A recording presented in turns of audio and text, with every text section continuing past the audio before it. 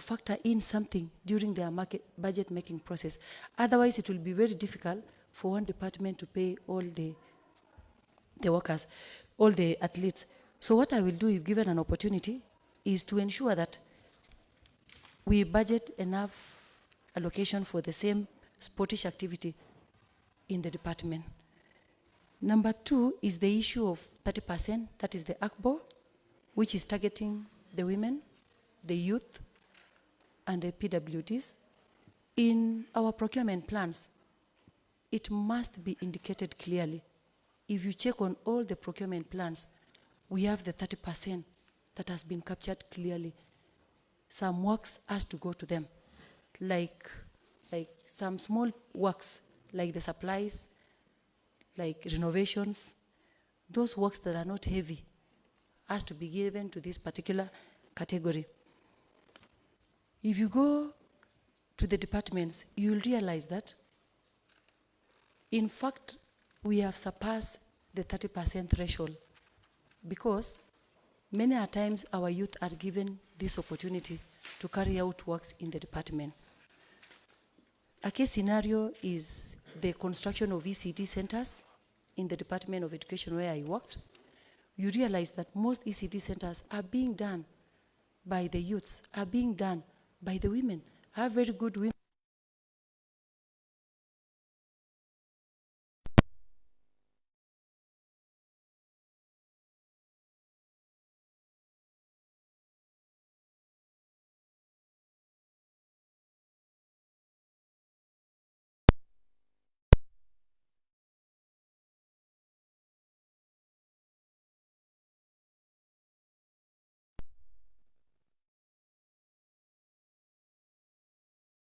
As an acting chief officer in the Department of Roads and Transport and Infrastructure, we gave some galvats to some youth groups, which later on they never delivered. And I think they were even in Mosop. They never delivered. They had to give to somebody else to do for them, then just get some little percentage. So what we need to do is to address the issue of sensitization majorly. Then the last one is the ECD centers and the VTCs. Let me begin with ECD. With ECD centers, we have 3 categories of ECD centers constructed.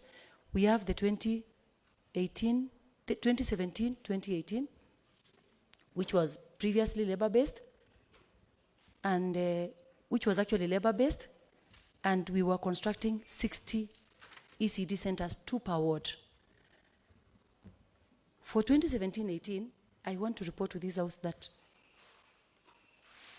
48 to 50 of them are complete. 9 at the walling level, at the roofing level, painting level, plastering level, and then 1 is at the substructure. That is PEMJA in Kemeloi, Maraba Ward.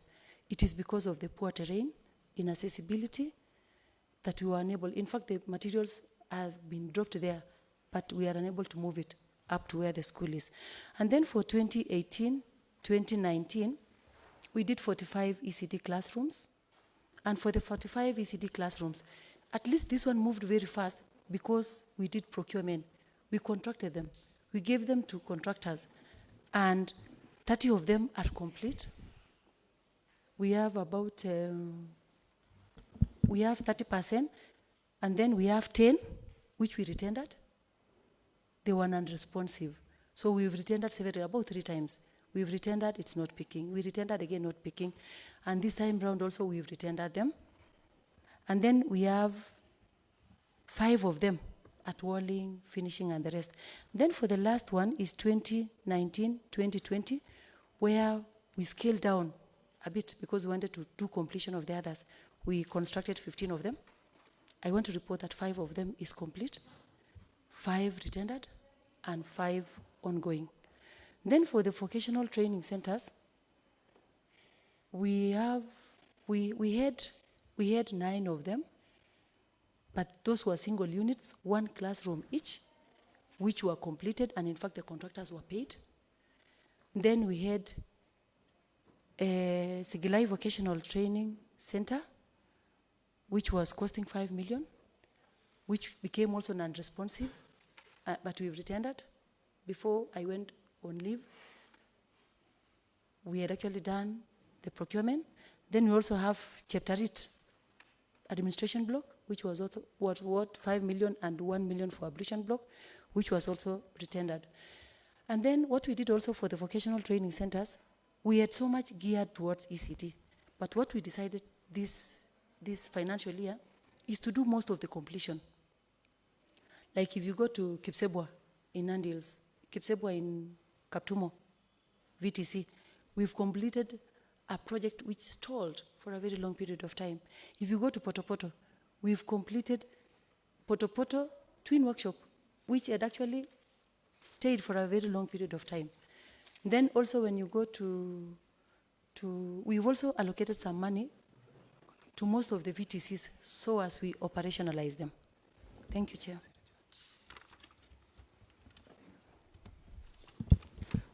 Thank you, Honorable Nominee. I've just heard you talk of non-responsiveness and retendering. What probably could have informed that?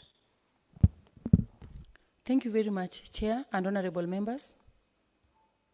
I have had a long discussion with the head of supply chain management because it was so bad that we tendered projects and they were non-responsive. The reason is majorly because of the standardized BQ for ECT centers. A BQ for an ECT center in Tinderet is the same as a BQ for an ECT center in Kapsabet, which was actually not correct. So what we've done, we've corrected the mess by doing the BQ as per the need of the area. We take into consideration the geographical condition, the transport system network, which has really hindered majorly the contractors taking up these opportunities. Number 2 is the issue of late disbursement of funds. Many a times when contractors are not paid, they shun away from carrying out works, and not only in Nandi, it is all over. Thank you, Chair. Well, we can now hear from Honorable Martin Douglas. And as earlier guided, we are expecting very precise, concise questions, so to the answers. Thank you, Chair. Madam Nominee, good morning. There is an issue to do with the gender-based violence among the athletes. What is your take, and what measures do you think should be put in place by the county government to avert this menace? That is the first question. The second question is about the slogan and the motto of Nandi County as the source of champions. The slogan of this county is the source of champions. You go to Eldoret, that is Wazingishu, it is the city of champions. You go to Iten, that is Elgeyo Marakwet County, the home of champions. What is your take in terms of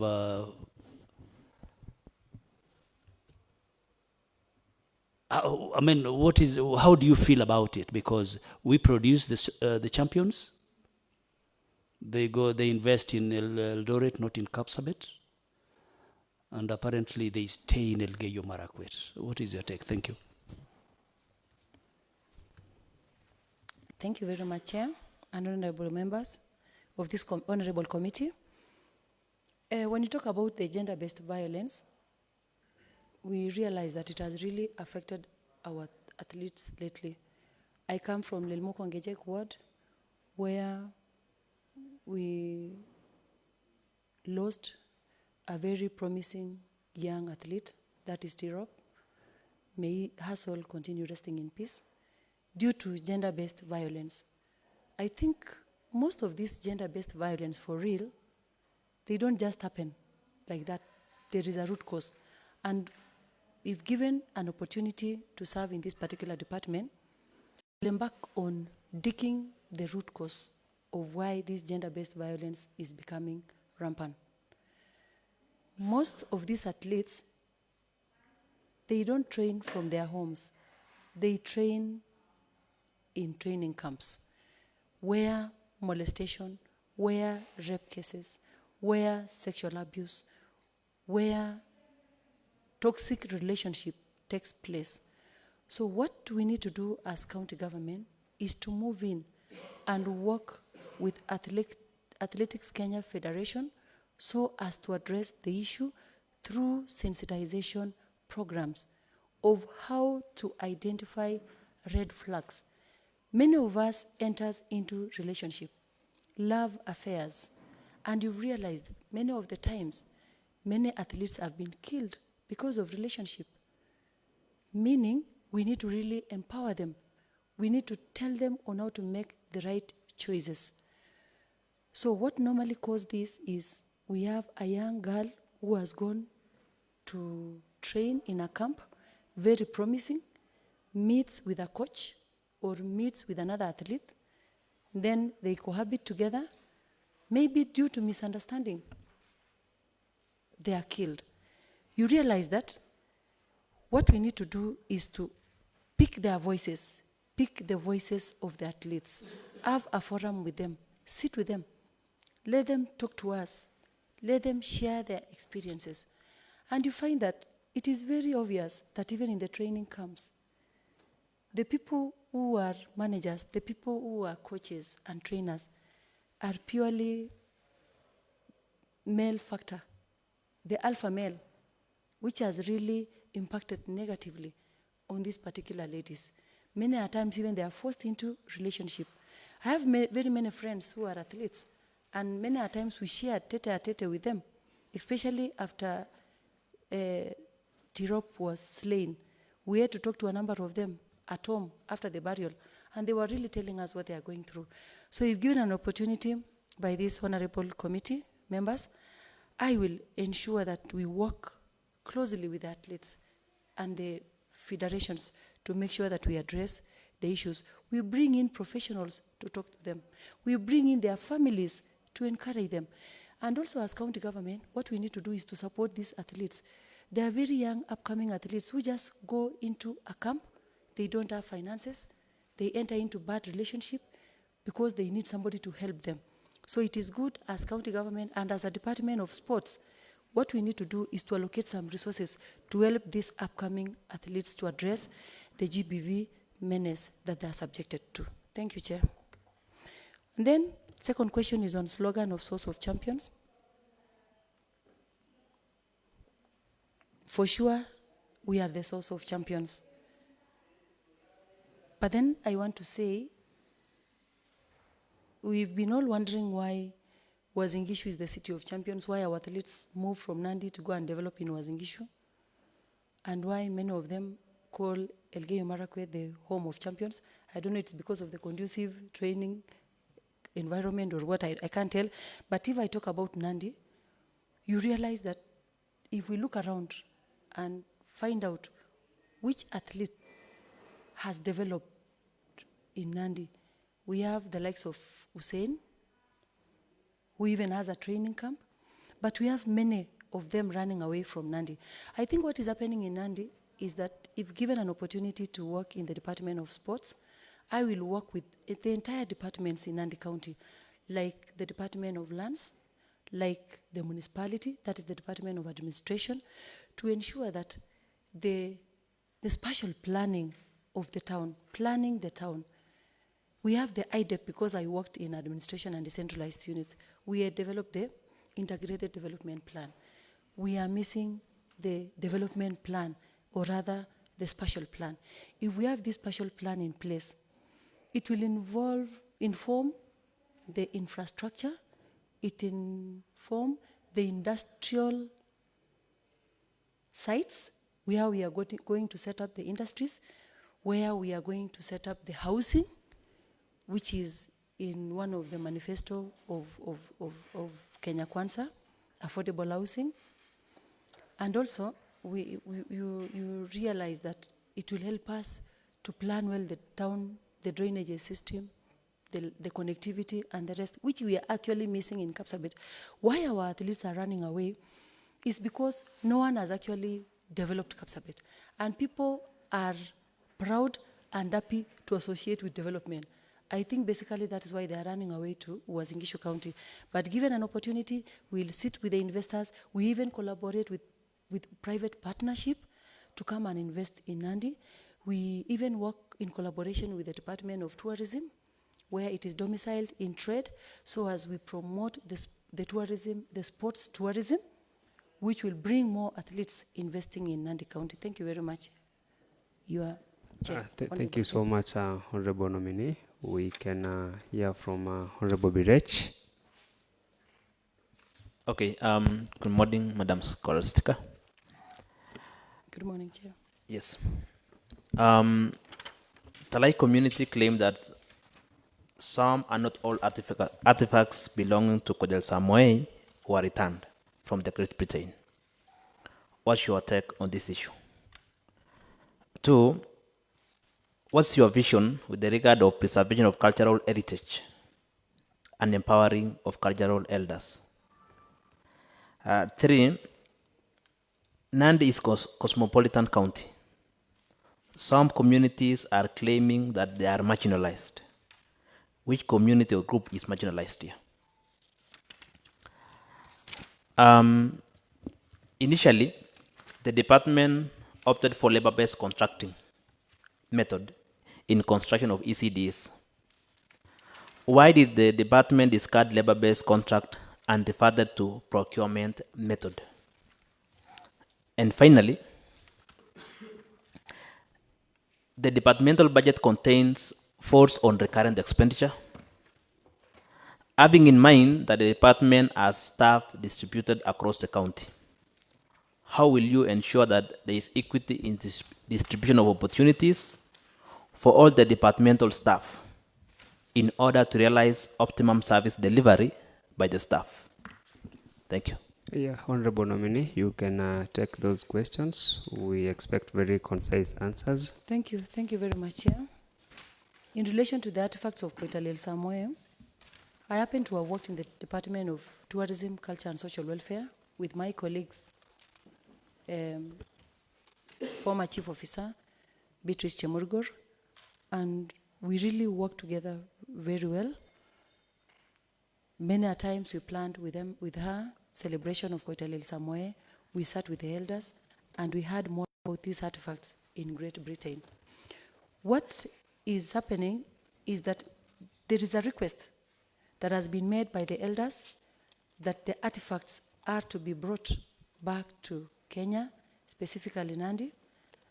And there is a committee already that has been formed at the national government, the tourism sector. And I want to tell this Honorable House that if given a chance to work in this particular department, I will fast track the process by going to the national government and requesting them through formal written communication to allow us to be part and parcel of that committee. If the committee is in place without our people, without the family, without the county government, without the elders, without the scholars that belong to Kalenjin community, will not be doing any justice.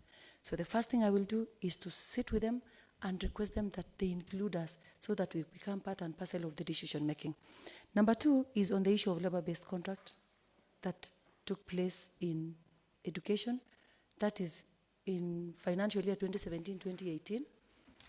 And I want to report to this honorable committee that when this method was embraced, it was for the good of our vocational training centers. In vocational training centers, we are training trade areas. We are empowering the youth with skills. And the department saw it prudent that it give the youth at the vocational training centers an opportunity for practicals. It has been theory all along. So they thought, if we bring on board these youth to construct for us the ECD centers, they'll be doing practicals. And I remember a time when we were opening Masaba ECD centers, the community around there said that we have very good mason who came from Cheptarit, they were constructing some ECD centers 2017-18, and they were proud of that labor-based method that we had actually embraced. The only thing that happened is that the unforeseen circumstances, is that the implementation part of it, is that very many things happened. There was, I don't know, I can call it laxity, or maybe there were some hurdles in implementation. Previously, they thought they would give suppliers contract to supply the materials and supply to the site. But what most of the suppliers did, they supplied to some vocational training centers, making the department again to move to those sites and transfer the same materials to the various schools that had been actually identified. You find that because of non-payment also, some of the suppliers withdrew and they could not supply material. Many a times they would supply cement, and then supply who was supposed to be supplying sand took time to supply sand, until even the cement went bad. And you remember that is not prudent use of resources. So at first it was actually a good method, if only it was embraced wholly by everybody. You find that training should have been adequately done so as to promote implementation of the same. So what happened is that they lacked fuel, they lacked transport, they lacked closer supervision and management, they lacked evaluation, which brought down the method. Then the department decided then to go the procurement way. And if you can see the projects 2018, 2019, which were tendered out, they were even completed faster by the contractors. They were not slow like the 2017, 2018. Thank you, Chair. And then when we talk about the recurrent budget, we have two types of budgets. We have the recurrent budget and we have the development budget. So what happens with the recurrent budget is that basically it has some bills to be settled, like electricity, like water, like board allowance, like training. And majorly what should happen with the recurrent budget is that we should give more allocation to training aspects so that the staff are more empowered for effective and efficient service delivery.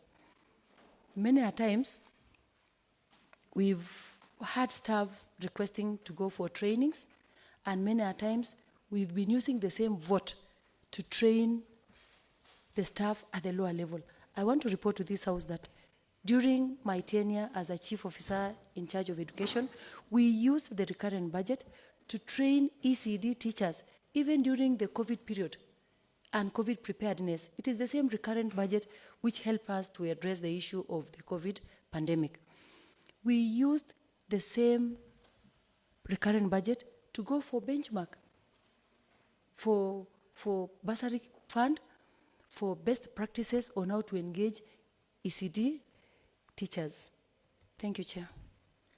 Honorable nominee, it appears that you failed to address yourself to the question raised by Honorable Birech as regard that Nandi is a cosmopolitan county. Some communities are claiming that they are marginalized. Which communities are these, and why are they saying so? Thank you very much, Chair. I remember when I was working in the Department of Tourism, Culture and Social Welfare, I ran a program which was done by a coordinator from the national government, by one Amos Olempaka, who was the director for the marginalized group, who came all the way to Nandi. We went to Terik and we did some cultural festival for the Terik people. When we were at the discussion table, we talked with Olempaka and we were discussing on how to engage these marginalized groups. The marginalized groups in Nandi, I don't want to call them marginalized, but I want to call them the minority groups.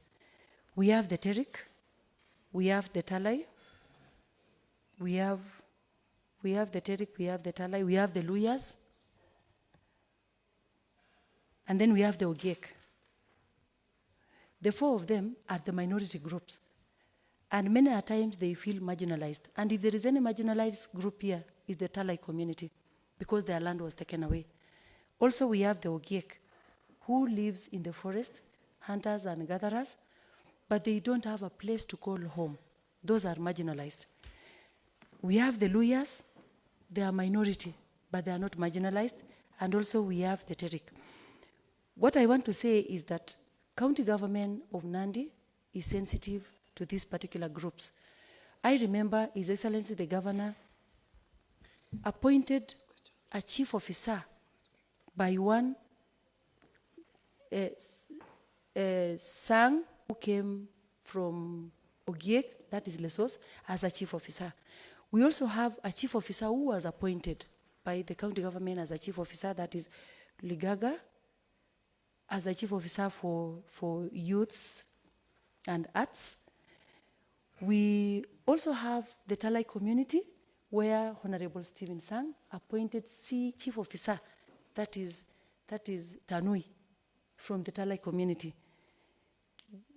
If I talk about Eric, and I think our government is responsive. Our government minds about the welfare of these people. And if given a chance as a department, what I will do is to bring together all these elders so that we no longer just talk about the Talai community. We talk about the Terik, we talk about the Ogiek, we talk about the Luyas, so that they come together. And you remember when you bring these elders together, the issue of cattle rustling, the issue of ill fighting, like what is happening down there at Chemase, will be eradicated completely. Thank you very much, Chair. Thank you so much, Honorable Nominee. Like I said earlier, we don't have the luxury of time, but before Honorable Sarah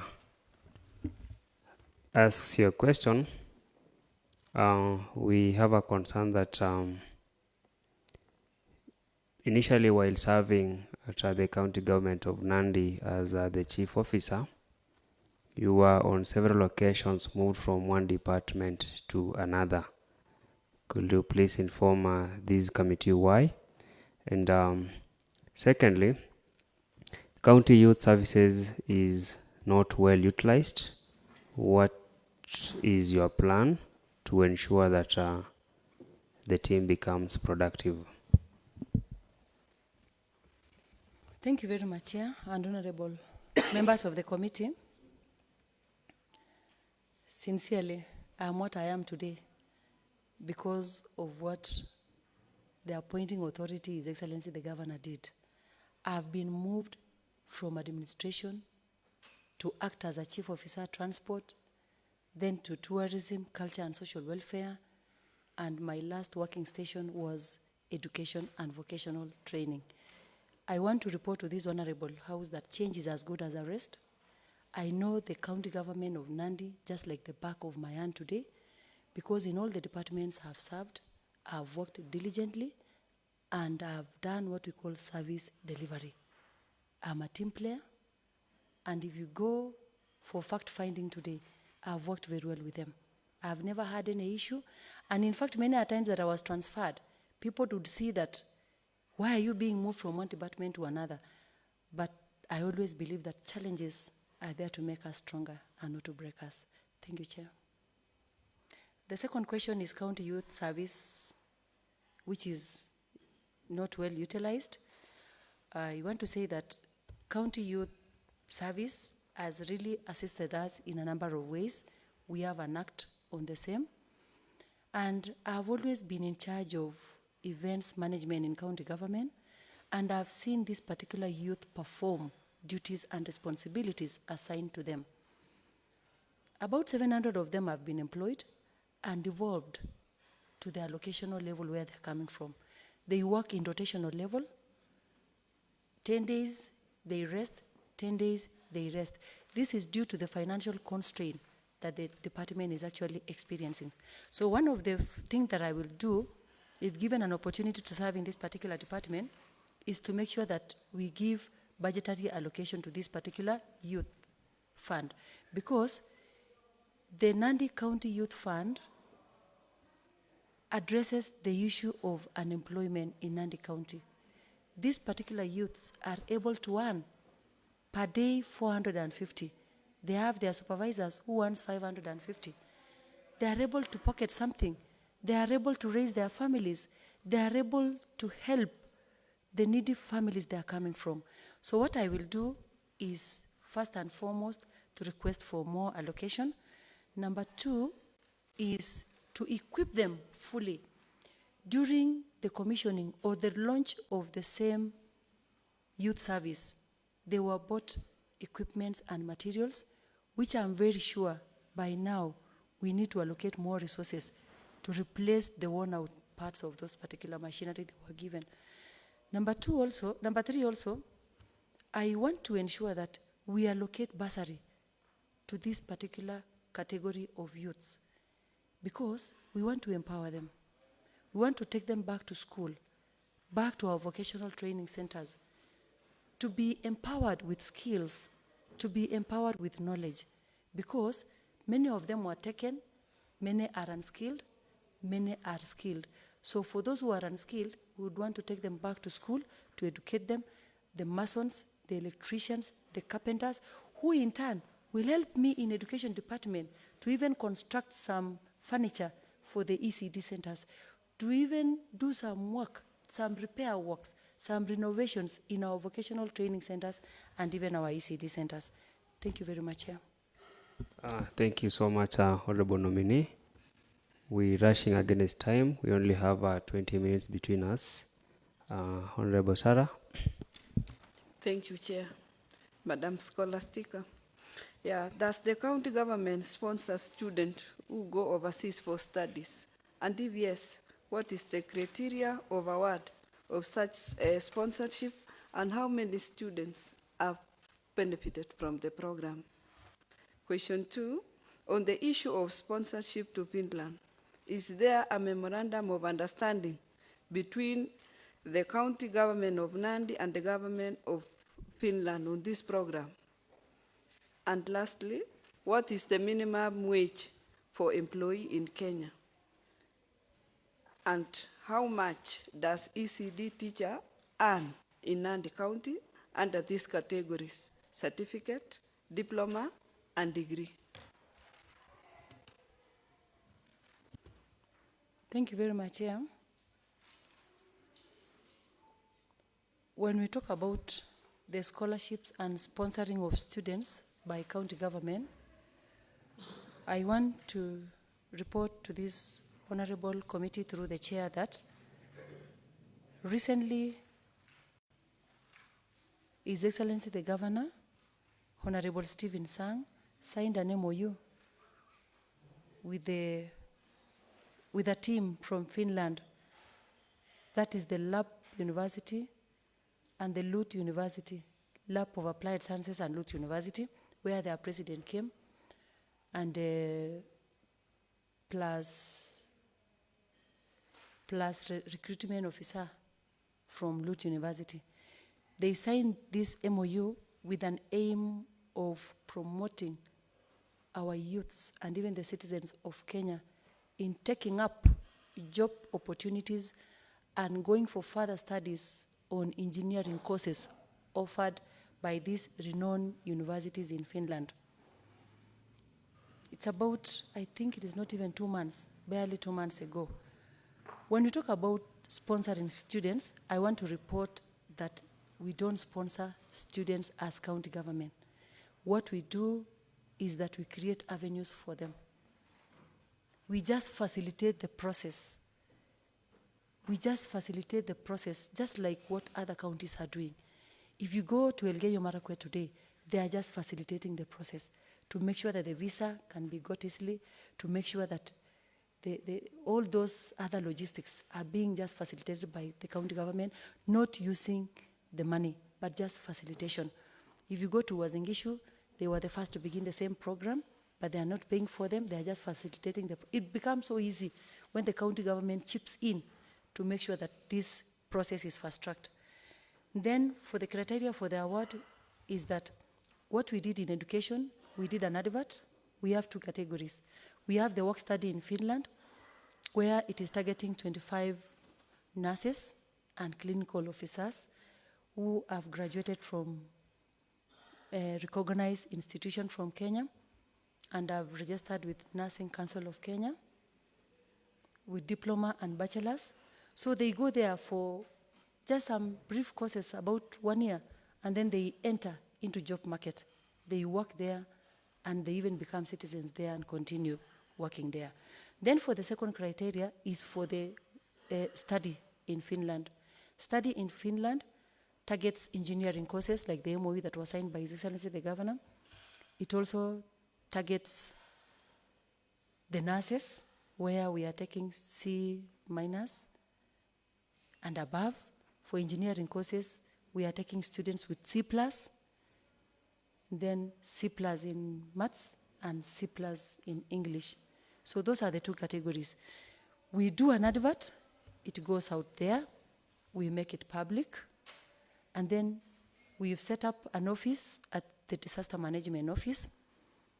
We've deployed some staff who receive documentation, who verify, and then they guide students on how to apply. They are subjected to exam, and that is it. Thank you very much. For the second question, is the minimum wage of employee in Kenya? I think about 13,000, I'm not so sure, 13 to 15,000 is the minimum wage. But I remember 2022, I think it was revised by former president to 15,000. So it is 13 to 15, I'm not so sure, Chair. And then what we've been doing in Nandi County, for the certificates, we are paying them 13,500. For the diploma, we are paying them 15,000. And for the graduates, we are paying them 15,000. Thank you, Chair.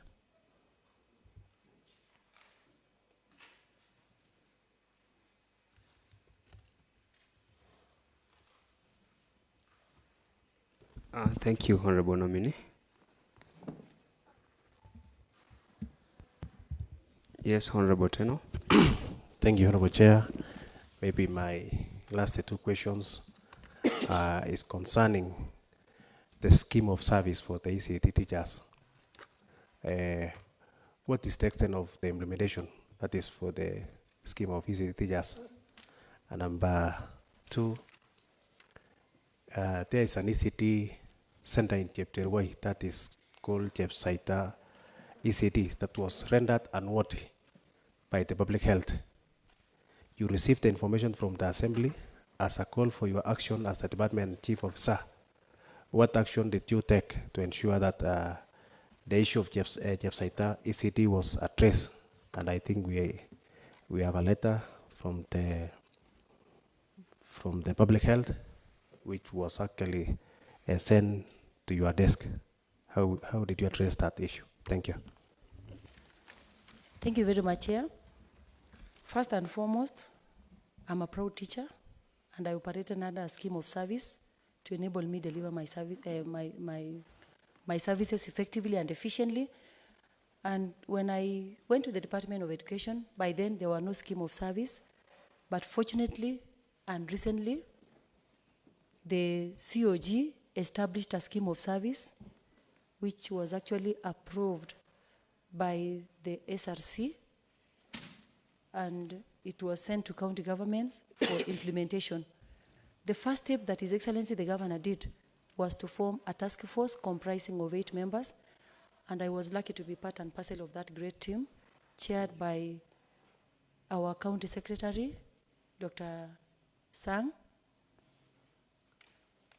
including Honorable Grace Sugut, the CC for the department, and the technical person from the department, that is the director.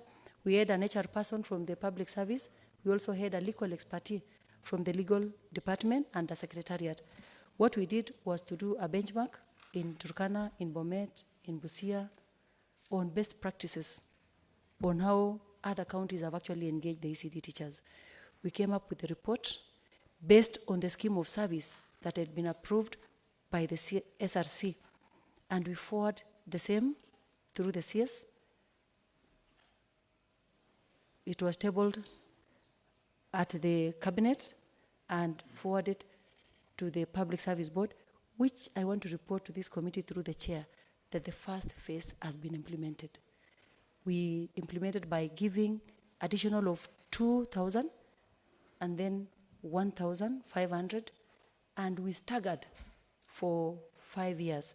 At the end of 5 years, you'll realize that these particular ECD teachers will have been put in their job group.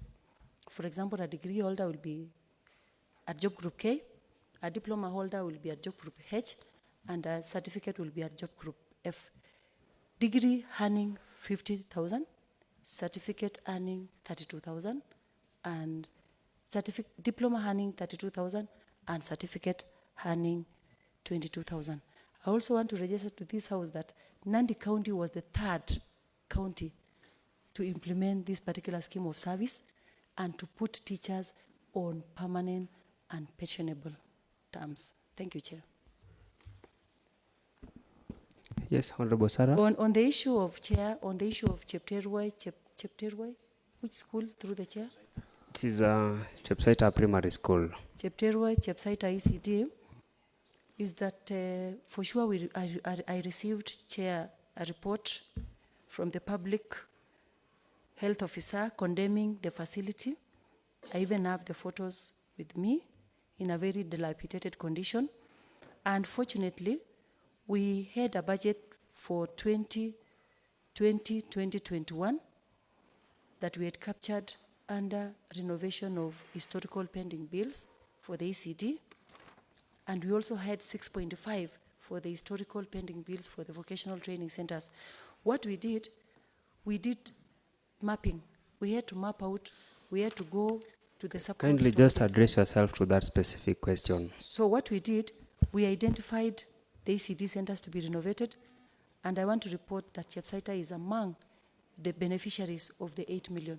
It is captured and will be addressed. Thank you. Thank you. Okay, thank you, Chair. Okay, Madam, I have a question here. Our ECD teachers have been receiving their wages through banks, but my question is on the payslip that they are receiving. If you look at one of the payslip, that is the diploma holder, okay, we have basic salary, 25,470, put in bracket. Then we have rental house allowance, 3,850, put in bracket. And then special salary, which is 16,500, giving a total earning is 16,500. So the question is on these which are put in bracket, basic salary, rental house allowance, that are not accounted for. Thank you very much, Chair. You realize that pay slips are IPPD generated. We don't generate from the county government. And what ECD teachers have been earning is what we call special salary, or rather consolidated salary. So when they will be put in job groups, what you are seeing in the bracket is what they will actually earn, and those brackets will not be there. So whatever they are earning now is just the consolidated salary or special salary. Thank you, Chair. Thank you, Honorable Birech. Madam Scholar, I don't know if you know of a vocational training college, VCT, so-called Mutumon. A lot of public resources had been spent in building and almost everything. As we speak, it has stalled, it's no longer functioning, a lot of bushes is there, and public resources had been spent. What is your take on this? Two, yesterday I saw you receiving a Minister for Sports, Honorable Ababu Namamba, yesterday, and you have not been feted. I don't know, could you tell us about it yesterday?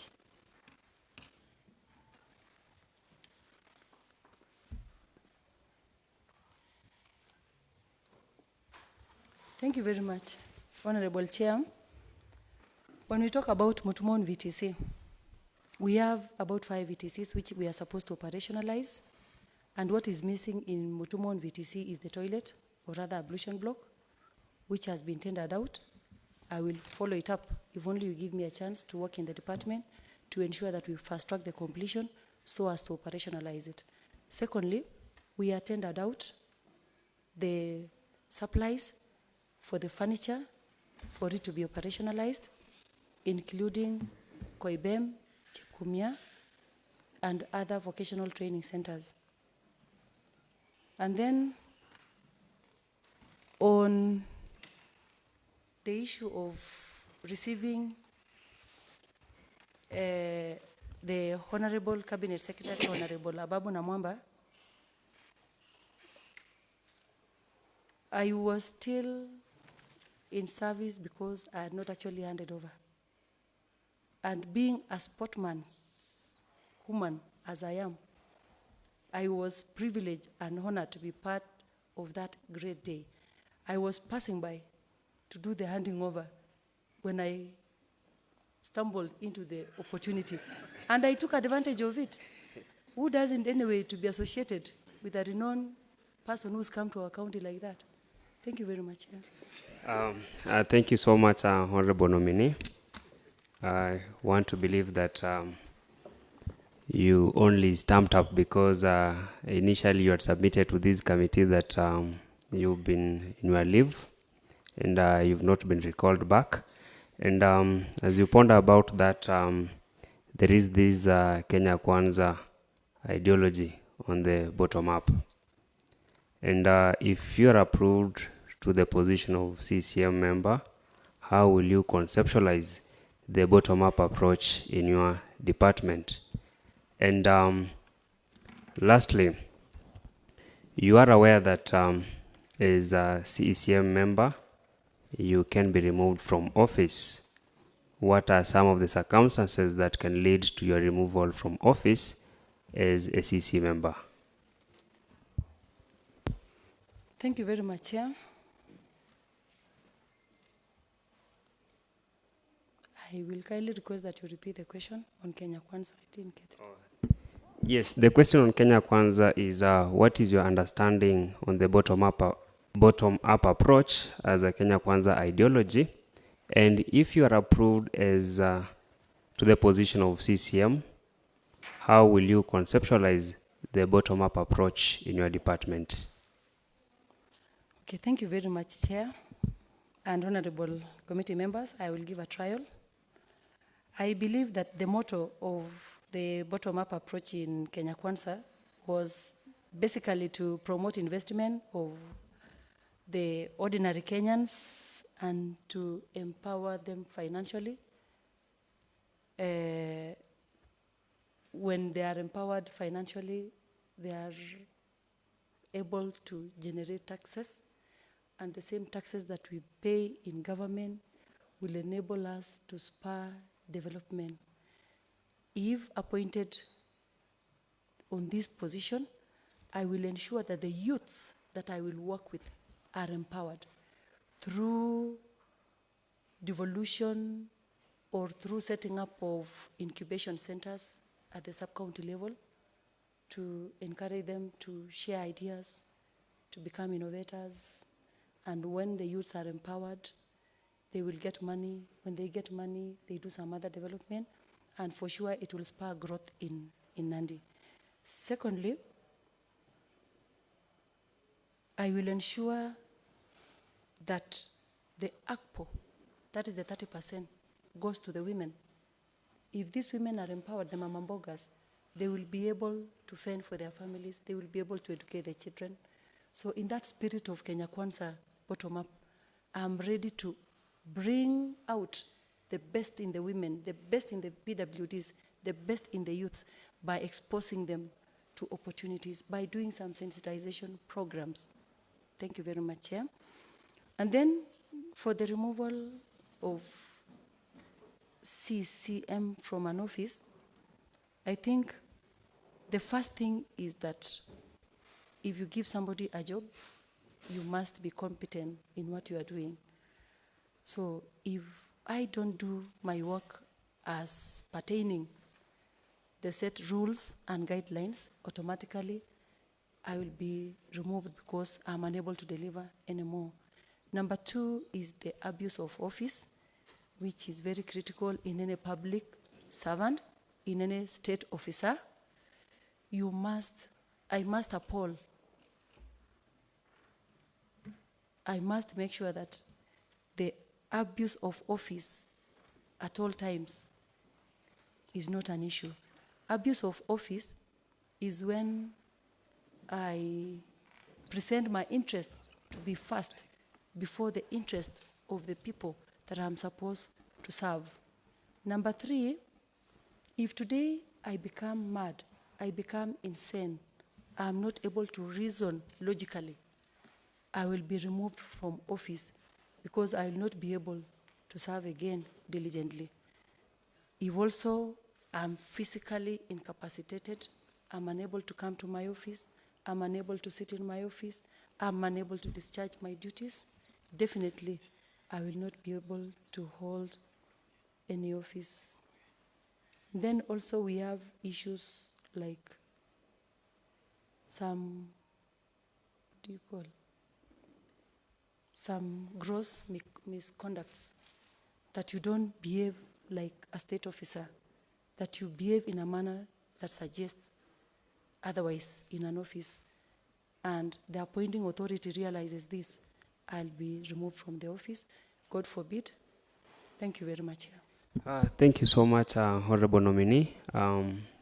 The committee wishes to give you, through the chair, 2 minutes to make your final submissions and say something to the committee. Thank you very much, Chair, and the honorable committee members. I want to sincerely take this opportunity to thank all of you for listening to me, for the many, many questions. Thank you very much. And to my appointing authority, I want to sincerely, from the bottom of my heart, thank him so, so much. Last but not least, I pray that you will consider me for this particular noble cause, and I will not fail you. We will work hand in hand to make sure that we deliver services in Nandi effectively and efficiently. Thank you very much, and God bless all of you. Thank you. Thank you so much. I believe on behalf of the committee and also the Secretariat, we want to appreciate you for your time and your indulgence during this approval hearing. So, Honorable Nominee, we are wishing you the very best. You now stand released to undertake your various duties.